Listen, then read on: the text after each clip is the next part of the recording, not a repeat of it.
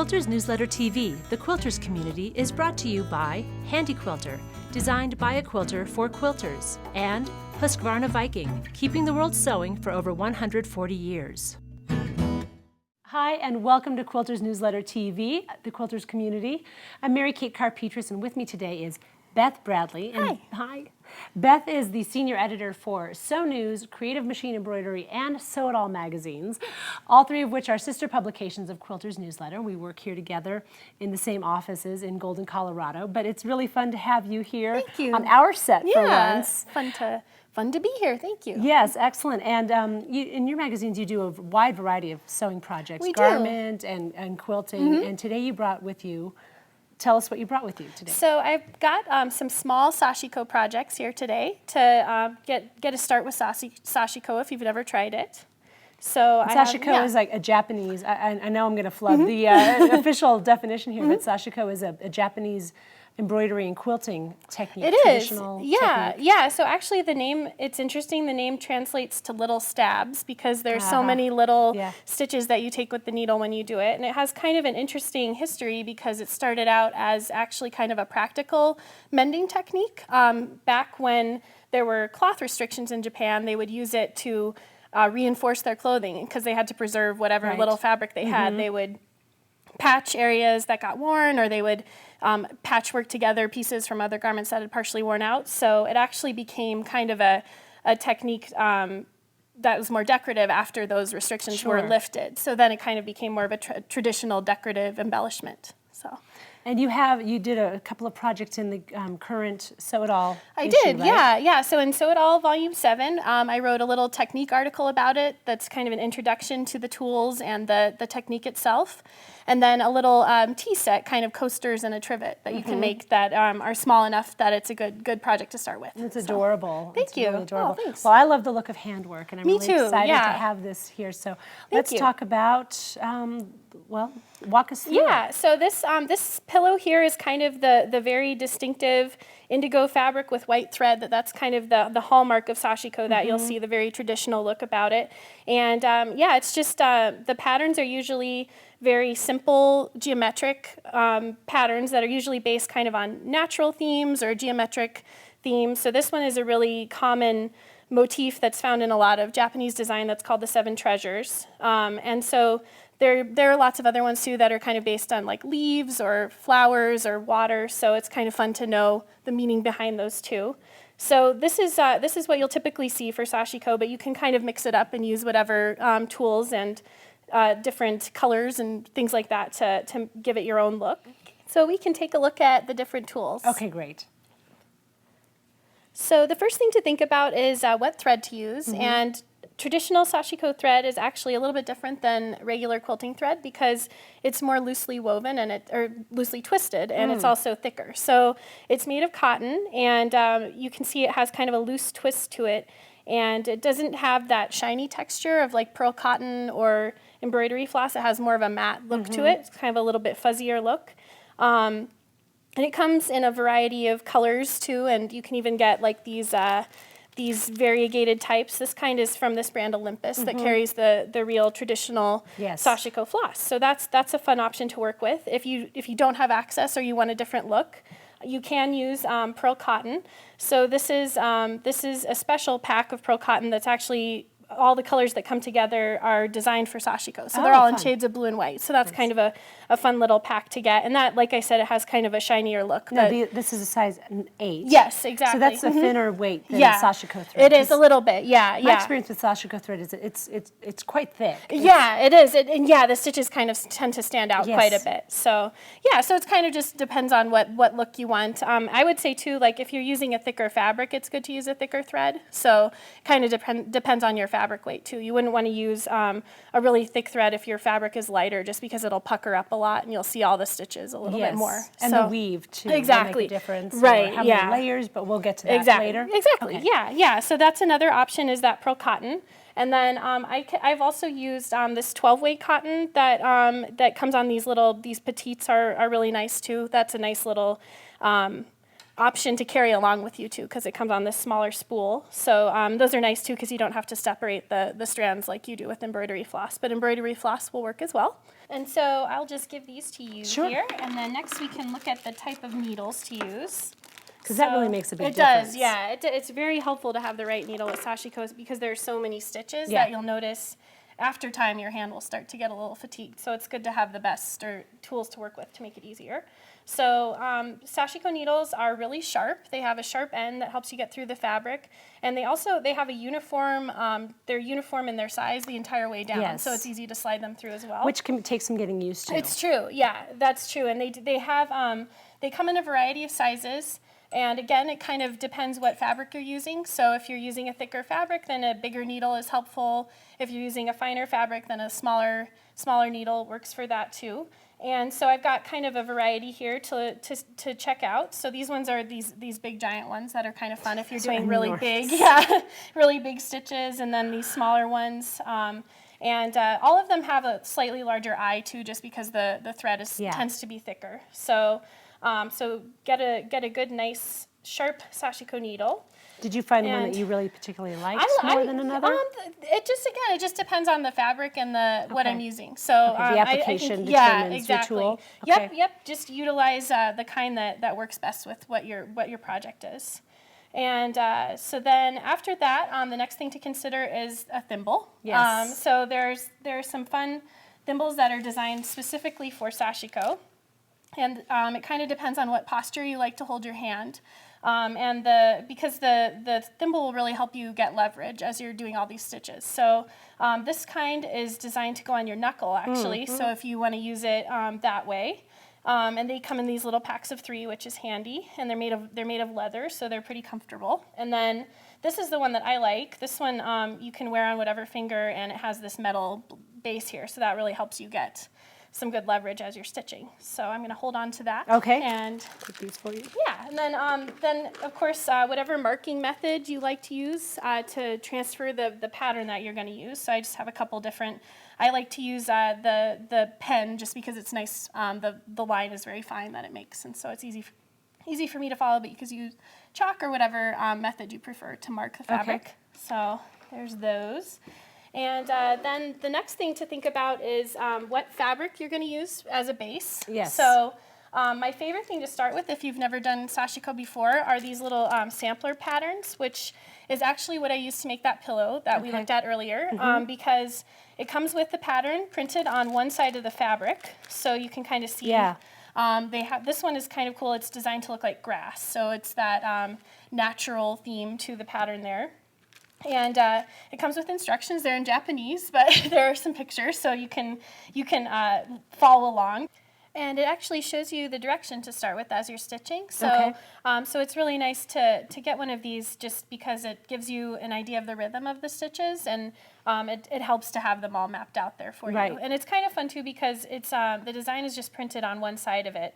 So when you're done, you can make it into a pillow or you can make it into a little dish towel, so you have something functional to do with your practice piece. Really cute. Yeah, so that's a fun thing to start with. Then the other fabrics that are good to use, this is actually Japanese cotton cloth, and it's very loosely woven and it's very crisp. So that's a really nice base fabric for Sashiko. It's very easy to stitch through. So this is just a little piece of a project that I'm working on in this, and this is the traditional indigo dyed fabric, and that's also available online as well. And if you want, you can also use like a linen or cotton blend fabric. That has that nice woven texture to it too. That looks good with Sashiko. So another place to look for patterns too, if you are looking for motifs for your quilting, then a lot of them are available just in the public domain. So if you do a search, you can find patterns like this that you can use for transferring. And then if you want, you can also use just like a regular quilting template and just look for one that has kind of simple lines to it, and that will work too. Because the stitches are so big. Exactly, right. So so those are the tools. So I can go on now and show you a little project that we have. Yeah. Right. So I have this little project here, which is a fun one to start with because it's small. And it's this coaster. In the pattern, there are 5 coasters, and I did that just because in Japanese design they use odd numbers a lot because it's kind of a reference to asymmetry in nature. So there are 5 coasters and a little trivet that you can use for a tea set or for in your kitchen. And so you can download the patterns online for free. And so this one is a hemp flower, which is a traditional pattern that they use a lot in Sashiko. And that's all in this issue here of Sew It All, so you can find those online. Yes. So you can download that and then trace that onto your fabric. So I've got this linen cotton blend fabric here that I have transferred my first design onto. So I just used the disappearing ink pen. And you want to start out with a piece of thread that isn't too long, just long enough that it'll take you through your design, because it does tend to twist up and knot if you have too long of a piece, especially if you're using this traditional cotton floss. It's kind of fuzzy, so it wants to tie up on itself. So you're just going to tie a knot at the end. And when you're doing a Sashiko design, a lot of the time, if it's a complicated one, you'll start with the horizontal and vertical lines first and do all of those, and then come through and do any diagonal lines. So you kind of want to pay attention to that if you have a very complicated design or one of the those sampler pillows, they'll tell you which ones to start with. Okay. On something really simple like this, I'm just going to go around because that's easy enough. So and you're just doing this through the top layer and so the I've batting. got batting and the top layer of fabric that I'm going to stitch through for this. So I have my thimble ready here, and you're just going to bring it up from the back. And like I said, it's knotted there at the end.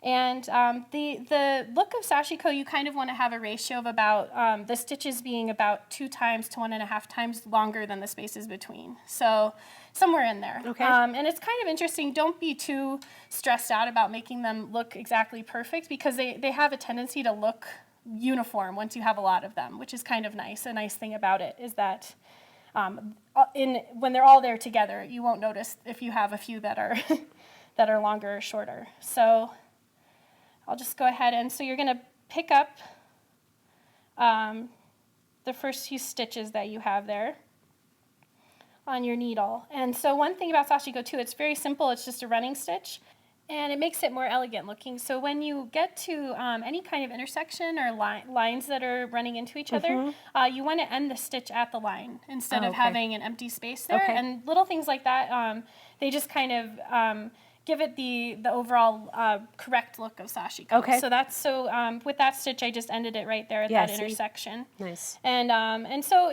as you do it, you'll kind of practice more, and you'll get a sense of how long your stitches need to be to end up where you want to be. So same thing when I get to the end of this line here, I'll just end right at the intersection. And so one thing also with Sashiko to notice is that if it's less than an inch that you have to carry the thread, then you don't have to cut your thread. You can just go on to the next spot. So I'll show you really quick right here. If I was going to move to this line end here, I'll just pull it up through the fabric again at the end of the line. And then you'll just leave like kind of like a little loose loop there. Oh, okay. And that won't make the fabric pucker up too much, and it'll kind of save you the time of stopping and starting. And same thing if you have like a little tight corner, then just leave a little tiny loop there instead of pulling it taut. So I have the next one here that is almost done. So like I said, I've kind of I've made sure to end my stitches right there at the corners. And when you reach your last little stitching line like this, again, I'll just carry my thread and leave that kind of loose loop and meet my stitches at the corners. And as you do it, you'll kind of, you'll develop like a rhythm and a speed that you like to go with it. Since there's so many of them that you'll... And how many stitches you like to yeah, stick how per many needle. exactly, and the length. Yeah, just the length of the stitches that you like and the space in between. So I've ended mine there. And then you can, and just keep, as you go, just keep on making sure the fabric isn't gotten too puckery like mine did right there. And then you would just tie off the knot there and trim it. And so, and then the next step is really easy. You just are so you can see there's my little spots where I left the little loose threads in my knot there. And I've just put this fabric here, which is kind of nice. It has a koi fish on it, so to carry through the Japanese design there. You're just going to layer them together with the right size facing, and then stitch with a 1/4 inch seam allowance. And I like to begin before the corners like that, so that it's easy. You'll have nice sharp corners when you turn it to the right side. So we'll turn this little guy out here. If you have a chopstick or anything like that, that's always nice for making your corners nice and sharp. So now I will hand this to you to give a little pressing. We can do that. Yeah. So, and you could you could clip the corners too if you want them to be nice and sharp. So I'll just give that to you to press there. So you would just give it a good press, and you can fold your little your opening edges under as you press. You would do that, and then and finish it up. Finish it up. Just do a little whip stitch or slip stitch to close the opening, and you have a coaster. Nice. And the other technique you can use, and this is what I use to make the trivet, is you can actually use it just as a quilting technique and do big Sashiko stitches. So I've got layers here of batting and backing, and I cut out my square for my trivet, and I'm just doing Sashiko stitching kind of to highlight this little fish here, and just doing bigger stitches. They're very big. Yeah, exactly. Nice and chunky. Yeah, the handmade look kind of stands out more, and you can do you can kind of just do free form, whatever, try to highlight the fabric design or add something to a solid fabric, and just let the Sashiko look come through. Beautiful. Thank you. Thanks so much for bringing this and you. showing it to us My today. My pleasure. Thank you for having me. And thanks for joining us, and we look forward to seeing you next time. Bye-bye. Quilters Newsletter TV, the Quilters community, is brought to you by Handy Quilter, designed by a quilter for quilters, and Husqvarna Viking, keeping the world sewing for over 140 years.